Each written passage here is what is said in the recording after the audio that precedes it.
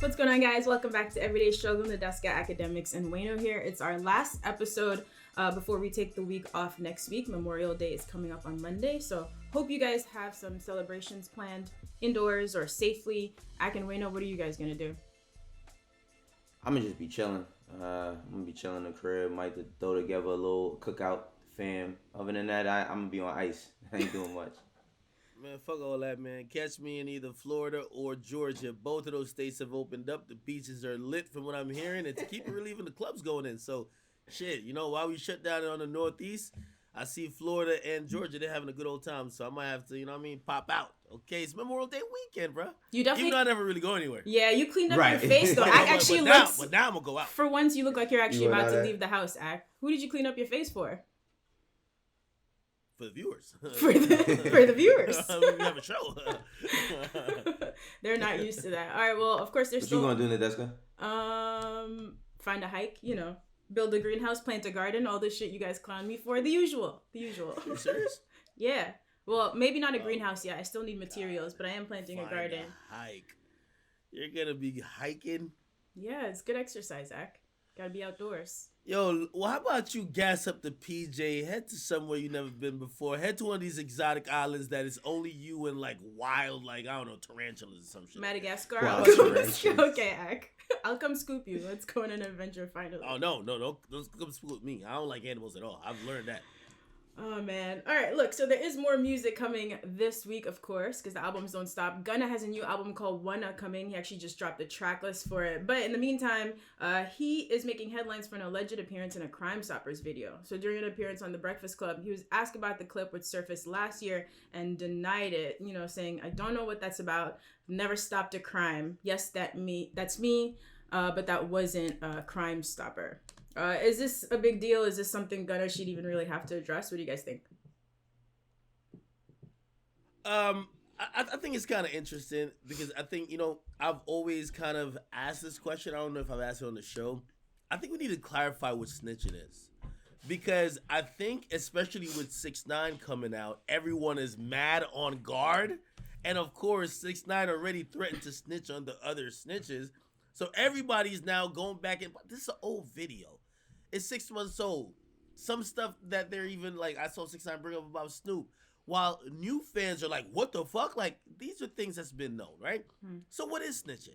Right? Can we get a actual, because these days, speaking even to the cops is just snitching. You know what I mean? And again, there might be levels and variants to it. All I'm saying is that I feel like this conversation that's happening around Gunna is so dumb because people now just don't know what snitching is, right? So, and by the way, and people like Freddie Gibbs complicate the issue, right? He makes pretty much a very ignorant tweet. If you're on Crime Stoppers, you a snitch, right? Just a blanket ass tweet. Now, I thought snitching was when you're cooperating against somebody you did a crime with, not if you're speaking out or you're giving an interview talking about your dude that just got life. You can't change that anyway.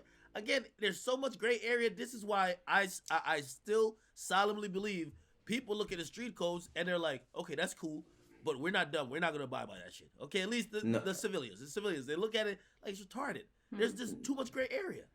No, it's not too much gray area. It's just, it is what it is and it ain't what it ain't. Now, while Gunna being on that show, I don't look at that as snitching by no means, but snitching is this.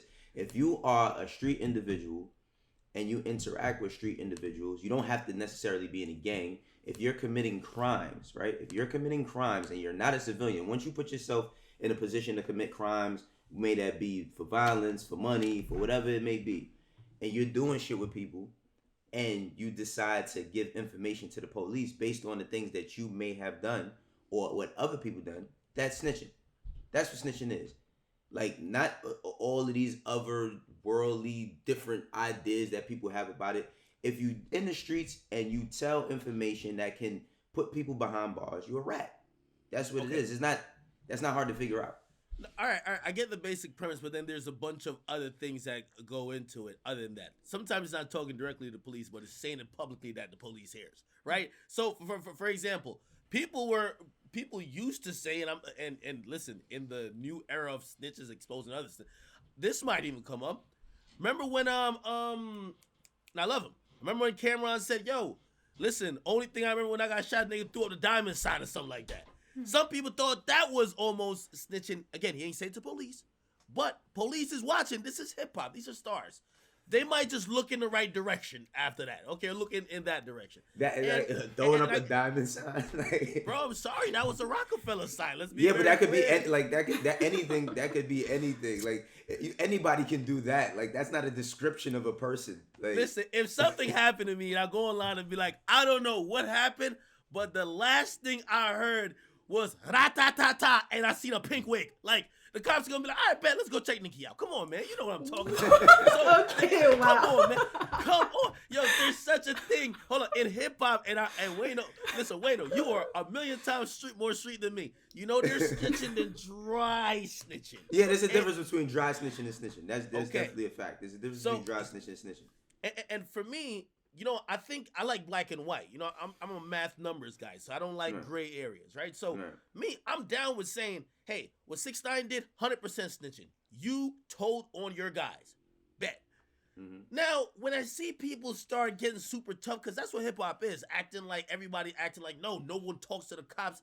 Oh, you motherfuckers have either like when you get pulled over, you communicate with cops. Yeah, but that's where the gray area comes in. My fault. Go ahead.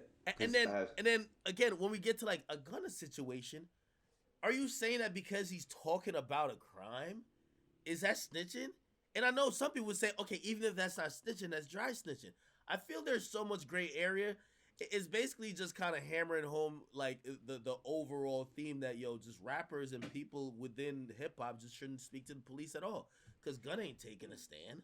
Everybody, right? But I mean, everybody that's in hip hop is not street people. That's where the lines get blurred, right? Now, listen, if you a person that you stand by certain morals or codes or ethics, that's who you are, right? But I think everybody has to stop thinking that everyone who's in hip hop, just because you might not they might not agree with 6ix9ine shit, that don't make them a street person. There's a lot of civilians that's saying that what this nigga did was wrong, right? And it's not just predicated to him. I just feel like if you are a person who you say you from the street and that's the principles you live by, then you got to live through that through and through. All right, let me ask you a question because it was interesting.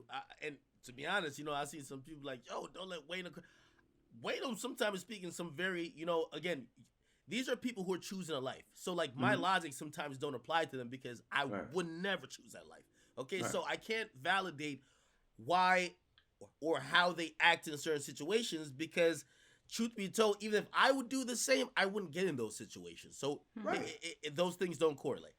But you did mention one thing, which I think is true, but I want to ask you in a different way to see if you're going to be hypocritical. Okay. You had said, like, let's use 6ix9ine for example. You say, yo, what happens in the street if somebody do something to you, you're not supposed to tell on them. You're supposed to handle it in the street. Supposed to ride. Yeah, you're supposed to ride. Okay. This is where also gray area comes in. Mm-hmm. Let's bring in my man Clifford Harris, T.I. Mm-hmm. Mm-hmm. He's doing, again, well, if people don't know the story, his best friend got killed. Okay, it seemed like it might be street related stuff or altercations that led to it, but his best friend got killed. He then testified, at the murder trial of his best friend, and while he didn't point anyone out like he did it, some people thought that was like, hey, you're because he got on the stand that people looked at it a certain way. Where do again? I'm gonna take myself out of this because I'm not sure, but I want to defer to you. Where do you actually feel that fits into the whole thing? All right, so look, I don't have all the information and knowledge of what T.I. said when he was on the stand, but from what I remember, like from what I vaguely remember, because that was so long ago. Yeah, well, I haven't watched it. I don't be looking up when T.I. was on track. But what I do remember is that he just said that he was in a car and the car got shot up. Now, he didn't point anybody out and say, yo, he did it. I know exactly who it was. From what I remember, he just said that, yo, we was in a car, we was leaving I think he was leaving a venue or some shit like that, or a show, and the car got shot up, right? So it's people who say, oh, T.I. ratted. Who did he put in jail? He didn't directly place anybody in jail. He didn't place any one of these people at the scene of the crime. He just said, yo, and he was subpoenaed, right? He was subpoenaed to be on the stand or whatever, but he never got anybody locked up. So even like from what I remember, because I don't know this like I don't know this case like the back of my hand, but from what I remember, the police didn't need anybody's testimony to catch the people who did what they did. They caught them based on surveillance or whatever the case may be. He was just saying about I guess what happened at the time when they left the venue, like what events transpired. But he never pointed out somebody said, yo, this nigga right here, he was the one, he had the gun, I see him do it. So I don't know if that qualified him as a rat. Like that, to me, it didn't. I only asked that question to you because as what Freddie Gibbs is saying, right? Mm-hmm. I think Freddie Gibbs, like what you just broke down is nuance, right? So yeah, he took the stand, but it doesn't mean he snitched. That's the nuance about it, right? The nuance like details about it, right? What Freddie Gibbs is saying, your own Crime Stoppers, you're a snitch. And I think that's very dangerous in how you say that because, like, again, the nuance with Gunna's situation, his man got life. Imagine snitching and your man still get life. So but he didn't. That's what I'm saying. Gunna didn't tell him. All he was talking about was the situation when he was saying about how somebody was. He was like, yo, my man, like that nigga. My man locked up for some shit he ain't even do. Niggas say that shit every day. No, my man's locked up for some shit he ain't do. That's exactly what I was saying. But I think because hip hop right now, especially even with 6ix9ine in the mix, people are resistant to anything that seems like telling a snitching. They're going super tough and super macho with it. Yo, I see somebody online tell me, bro, the only thing you should say to a cop when they pull you over is lawyer. That's it. Anything else is snitching. Like you answer one question. See. Now that's ignorance. This is the problem. That is very ignorant. That's very ignorant because I'm gonna tell you, and I hope that this never happens to nobody. But hypothetically speaking, what if somebody's child is kidnapped? You're not gonna call the fucking Ghostbusters. You know what I'm saying? Like because most all these people who claim to be social, fortunately enough, you know. I don't know anybody who's been in that situation, but who would you call? You can't like you don't know how to. A lot of people don't know how to. How could I say?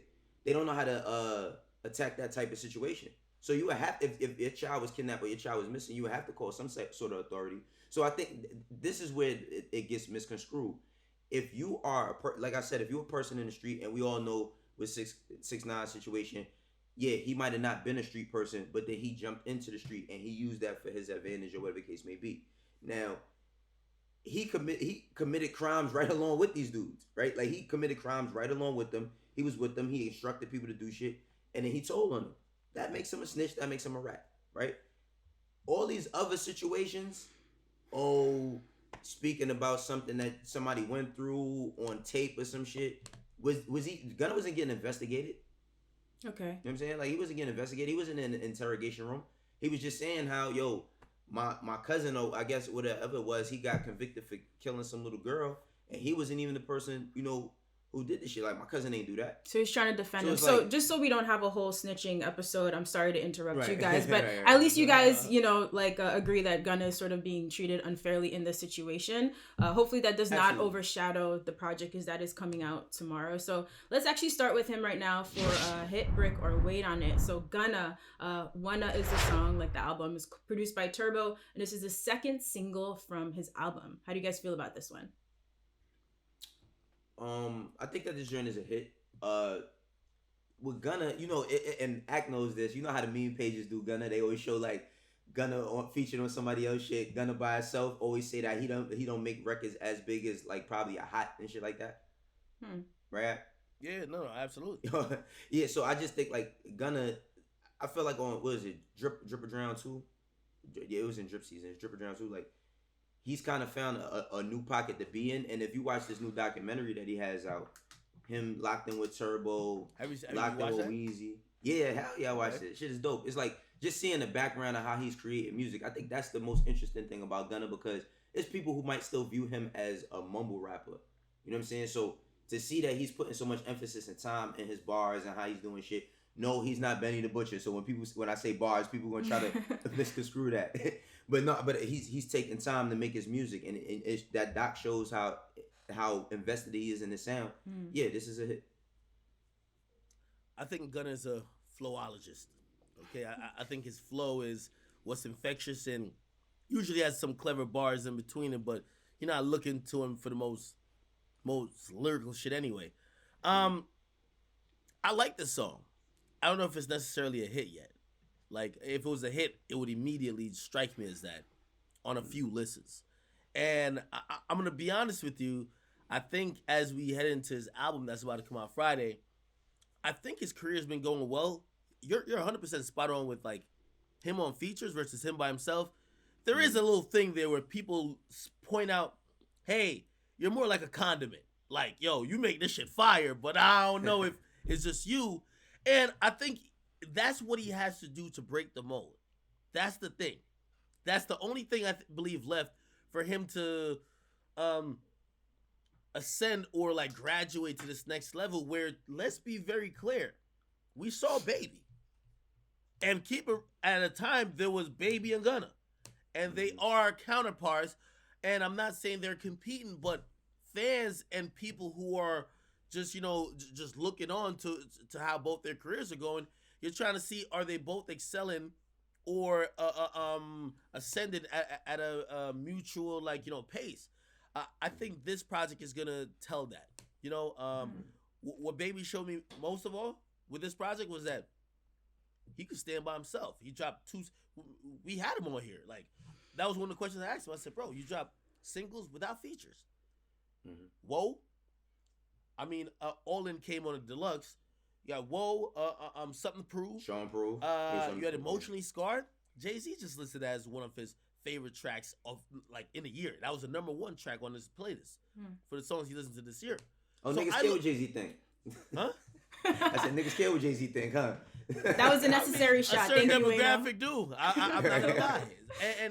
And I will say that thing for Gunna is that I think Gunna has to get over that hurdle, right? Where people stop thinking of him like, okay, cool. Yeah, like you're dope when you're on a track with Doug and them, or you're dope when Baby or whatever rapper, puts you on a track, and it's like, yo, we just want to hear Gunna. And hearing him talk about this album, I'm hoping, I have high hopes for it, but this song, I don't think it's a hit, but I'm gonna wait on it. All right, well, you have a whole week to digest the project while we're off, so then we can talk about it when we're back on June 1st. How about this one? Excitement. This is Trippie Redd featuring Party Next Door. This is the first single from Trippie's upcoming album, Pegasus. Hit, brick, or wait on it? Ack, is this shower playlist music for you, Jack? Interesting pairing. I didn't think immediately that I would see a Party Next Door and Trippie Redd feature. Party seems to, more gravitate to a lot of, seasoned and veteran artists. So when I saw him with Trippie, a new sounding, also uses auto-tune and, sometimes his melodies are more like pop driven. It was interesting, but I'm not gonna lie. I think this is gonna work. And my heart says hit, but I have to wait on it. I gotta wait on it. It's Party Next Door. It's Trippie. I've called hit on a bunch of Trippie records that haven't been the single or haven't materialized. So I'm gonna say wait on it, but I like the song a lot. Yeah, I say wait on it as well. But I do like the song. I do like it. It's funny how Trippie Redd's records go because I feel the same way. A lot of the records that I like from him a lot don't end up being a record for him. But I do like this one, so I say wait on it. Okay, so a couple more quick ones because I would definitely like to talk about the Polo G album before we go today. Tory Lanez, Temperature Rising. This is the first single we've gotten from Tory since he left Interscope. Quick thoughts. I like it. I'm gonna call it a hit, even though I don't know if he'll perform like one, just because he's independent. The reason why I'm saying this is that it's his first single leaving Interscope. He's been hyping up that the shit I'm dropping on Interscope, this ain't the real shit. I got the real shit hidden away. I'm gonna give it to you when I'm fully independent. And if we think about his last R&B effort, which is Chick State, I feel like he went maybe the path of least resistance and remixing a lot of legendary songs. Of course, Heavy Task, but still you're remixing songs we already love. I think him coming out and being like, yo, hey, this is a new offering. I'm back on my shit. I want to say hit. I just don't know if he'll perform like one just because he's independent. I'm watching to see how he kind of maneuvers through this indie lane. And, I like the song, though. So is it wait on it or is it a hit? Because you're saying... I'm going to say wait on it. Say wait on it. I think, Yeah, I say wait on it as well, but it has hit potential. But Okay. wait on it. So last one, this is Reason featuring Schoolboy Q, Pop Shit. We've gotten a string of releases from TDE recently. Top Dog says allegedly King Kendrick is coming soon, so it seems like they're gearing up. How'd you guys feel about this one? I really love this one. But again, like when we talk about like these type of records, I don't know if it's gonna go into that hit factor because today's version of a hit is only if it's a Hot 100 entry, right? But I think that this is a really really dope record.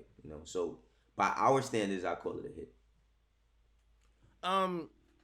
By Reason standards, I'm gonna call it a hit. I feel like what people know and like Reason for, and his skill set, but also the respect he gets in hip hop. I feel like this record works, and it works for him at the level he's at.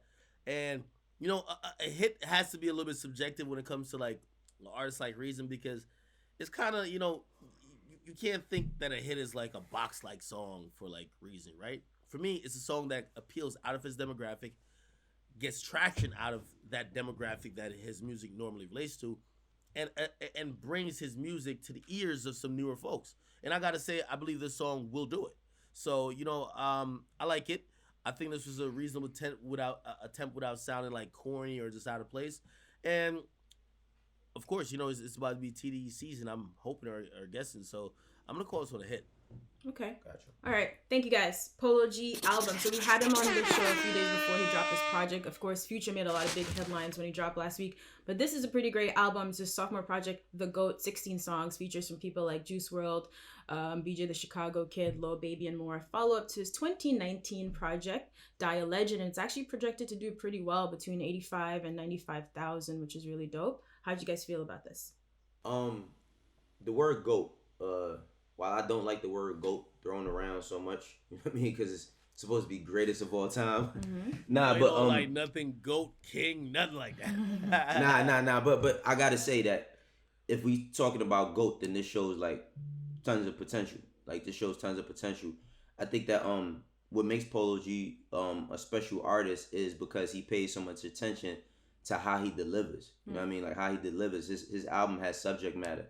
The joint Heartless with him and Mustard. You see a Mustard track and you thinking, I don't fuck with you, or you know what I mean? You thinking of some big Chris Brown sounds, or you think of like Ballin' by Roddy Ricch. When I think of Mustard, I think of that sound. He took Mustard to another place.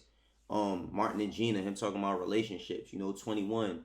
Wishing for a Hero. Like he's showing that him being a young dude, he can add substance. And he can still have the young turnip shit, because he got the drink with him and Stunner for Vegas, Mike Will, and NLE Chopper, like where he's popping and shit on.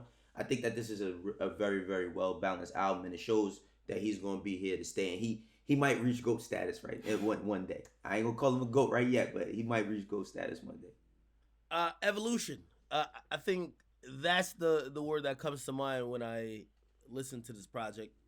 I think Polo G, like if you have been a fan of him since Finer Things and other songs like that, you probably kind of watch like certain songs bubble up to the mainstream, and mainstream had a kind of a inkling that he was coming. But oftentimes artists that are in that stage, they only start swinging for the home run, and they forget the small things in terms of making good projects, making songs that, hey, that might not be the biggest song, but it's going to permeate not only among your audience, but it might get to other ears too, just slowly or slower, right? And I think he kind of found it. Like I think this is where and as we talked about like Lil TJ like a couple weeks ago, I think Lil TJ was around very similar, I'll say, around the level where Polo G was at.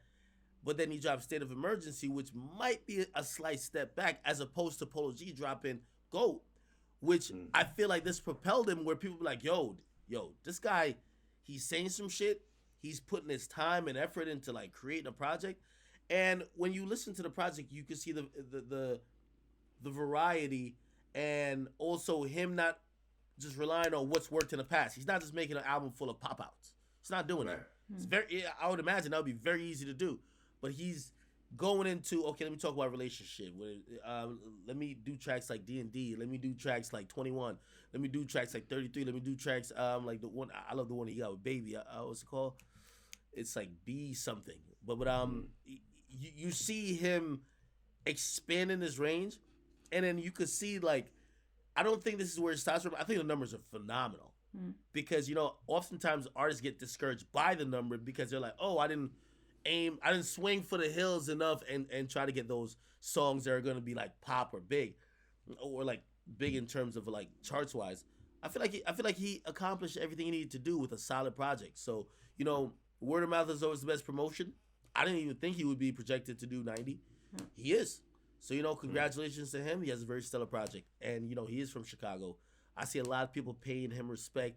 Dirk, G Herbo, a lot of people who came before him, but they respect what he's doing now. Okay, no sophomore slump. So look, it's been a while since we've done our struggle tunes playlist. Is that even what it's called? It really feels like it's been months. But also, since we're about to go on break and so many projects have dropped in the past few months, I think we should run through what we've been listening to. Wayno, would you like to kick us off? Yeah, I could get off. Excuse me. Shit. The mic is yours. Right. So We Paid by Lil Baby featuring 42 Doug. That's one of my favorite records right now. Like I love it so much because of the video. Like hearing it on the deluxe was cool, but the video like really made me fuck with that record. After that, I got Got Him In by Seti Hendrix and OMB Peasy. Academics get in tune with Seti Hendrix. He's another generation now artist. You know what I'm saying? He's really, really dope. And then OMB Peasy, dope artist. I think he's from Alabama. Then I got One by Gunna. I told y'all how I felt about that earlier. I got Out of There by Mo. It's a young dude coming out of Orlando. He got a record that's going crazy. And then I got Wishing for a Hero by Polo G. That's my favorite joint off the album. Act, did you make your list? I know our production team has been asking you for like 5 days now. No. Well, I want to hear your list first. My list. I want them to, because every time I say my list and I hear your list, I'm like, what the fuck? What type of music is this? And then he circles around in a week and pretended like he's loved these artists the whole time. All right. Right. So I do have a lot of R&B on my list, but I'm gonna start with rap. So Isaiah Rashad, Why Worry? Jesus, I can't even speak. So he dropped his last album, The Sun's Tirade, in 2016. I really, really loved it, and he's been missing for a long time. So I'm really glad that he's back. This is a great song, and he has a project coming. I don't know if we have a date yet, but it's called The House Is Burning. Really looking forward to that. Now, the R&B records, there's a singer named Kiana Lede who I really like. She had some songs out last year and she finally dropped her debut album. So my pick is Chocolate, featuring Ari Lennox, and they filmed a video for this during quarantine, which is really cute.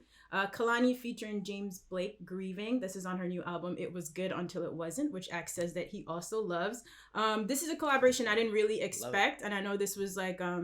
for her, this was also a big fan moment. I'm a big James Blake fan, so it was really dope to hear them on a song together. Next is Giveon, The Beach. So you guys probably heard him on Drake's mixtape, Dark Lane demo tapes. He was on Chicago Freestyle. He just has this very beautiful baritone voice, and he dropped an EP a couple months ago called Take Time. So check him out, super dope. He's from Long Beach. And then a Jamaican singer I have, Lila Ike. I think I'm saying that right. The song is called I Spy from her new EP, The Experience. She's super dope. So she grew up listening, of course, to reggae and dancehall, but also people like Jill Scott and Erykah Badu. So she's a great writer, and I think her music is super dope. And then shout out to Marlon Craft, featuring Coda, Mom's Whiskey. I think they both have projects coming out really soon. Shout out to Brooklyn. All right, your turn, Ek. Oh my God. Academics, let's see what you got. Jesus. He's writing the list right now. No, Yeah, he's I'm right. chilling. He's putting it together. Yo, Nadeska will find some. Nadeska gotta be an A&R. She be finding some niggas. I'm like, yo, who the fuck? You'll catch on like a year later. My first track, I gotta acknowledge, the hottest track in the last week. 6ix9ine Gooba. Whatever you think about him, I feel like it's a very high energetic track. And despite what my man PNB Rock, I love PNB Rock. He say, if a nigga cut this on in his car, he's slapping the shit out of him. Listen, man, the song kind of bumps. You might have to play it indoors, but still, I feel like, high energy song. Even though we're locked down quarantine, I like that song. Number 2, also, like within, I like when Drake does features, but even though this was his song, it's on a demo tape, so I'm gonna just forgive it. The Demon song with Fabio Foreign, and I believe the other guy named is Sosa. Good pick. I feel like he just went crazy on it. I think Drake, who has kind of meddled and dabbled in, not only UK drill, but also, Brooklyn drill a little bit with certain producers. Of course, you remember the Behind Bars freestyle. You remember War. There's a couple other joints, he's been messing with his little UK sound for a little bit. So to see him unite on a drill track and show respect. By the way, remember we talked about what an artist critiqued French for, Fabio Foreign critiqued French for, saying he was doing songs with him. Drake actually does a song with those guys. So, respect to Drake. Also, Future, my third pick, Trillionaire featuring NBA YoungBoy. I feel like, this is a perfect trap ballad. This is one of those songs where, if you like the YoungBoy sound, it's very interesting to see Future, a very seasoned, legendary artist, kind of go back and forth with even the YoungBoy. But to be honest, one thing that Future he doesn't get enough credit for is embracing the next generation. Whether Juice WRLD, he did a whole tape with him. Even Thug at a time did a tape with him. His embracing for Uzi. A lot of younger artists, Future has shown that his style is universal, and also he could go at it with anyone. Number 4, I gotta go with Lil TJ Zoo York, possibly one of the last verses we might hear. He has an upcoming album. That's Pop Smoke I'm talking about. Pop Smoke is the last verse on the song. I think that was a dope, constructed song. I don't know if it was dope enough to just name a whole, because I feel like this song inspired the whole tape. But still, I like that song. It's very dope. And the 5th one is Too Comfortable. Future's album's kind of hitting, man. You got to get into some Future, and you got to realize that Future's having kind of a renaissance. Not like he went anywhere, but sometimes you got to restore the feeling. What's the problem? Oh, in my honorable mention, do I have one? Do I have 504 and Drive By. When I first heard this on stream, I thought it was whack. I was like, oh my God, it sounds like every other Fabio Foreign song. Heard it a couple more times. This shit's fire. Fabio, I feel like he's on the cusp of being a star. I don't know if he's Pop Smoke level or could get to Pop Smoke level, but he's definitely doing his thing for Brooklyn. So those are my songs. Cool. The Pop Smoke album is coming soon. I think it's June 12th. So we'll look out for that. We gotta go in a minute. Any final thoughts until I see you guys? You gotta practice your woo walk next for Pop Smoke album. next week. Right. Nothing much. Enjoy y'all Labor. Oh, no, I'm about to say Labor Day. It's all the same. Memorial It's Day. all the same at this point. It's all the same, right? It's all the same. But everybody enjoy their Memorial Day. Salute to all the vets. Right. No, absolutely. I'm just trying to, stay safe. I hope everybody stays safe. We've been reading a lot of crazy stuff online in terms of news and stuff happening.